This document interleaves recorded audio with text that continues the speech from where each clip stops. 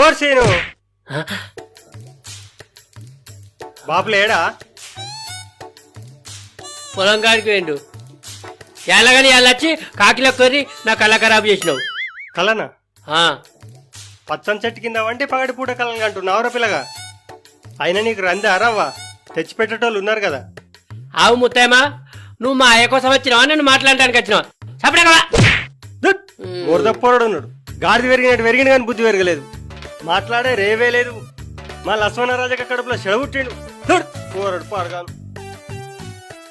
వచ్చినాడు సపరేగా ఒక రంజారవ్వా అంటాడు. నా రంది నాకున్నది నీకేమేరక. మంచి కలపాటు చేసిండు పో. ఇప్పుడు కళ్ళు మూసుకుంటే ఆ బుజ్జి కళ్ళకి వస్తుందో రాదు. మూసుకొని అయితే చూస్తా అత్తది లేకుంటే చెప్పలేం కదా. అవ్వా అరే రాజుగా ఇంకెప్పుడు ఫోన్ చేసినా అత్తునని ఫోన్తో జాయిన్ చేస్తాడు. ఎప్పుడైనా టైంకి వచ్చినారా? రాలేదన్నా, ఇంటికాడ ఏదైనా పని ఉండవచ్చు. ఆనకేం పని రా, అవైతే తిట్టు తినుడే అని పని.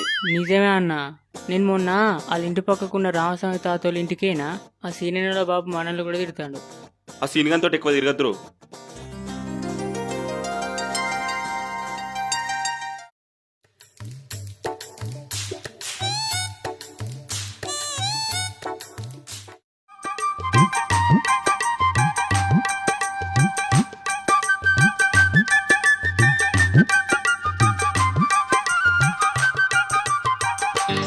అబ్బా పానం మళ్ళా జడిసిచ్చినట్ట. అత్తానా ఈ పొల్ల కనిపించినా కానీ 2 రోజులకి వెళ్ళి ఏం మనసులో పట్టకుండా అవుతుంది. కూసున్న అది కత్తంది, నిలుసున్న అది కత్తంది.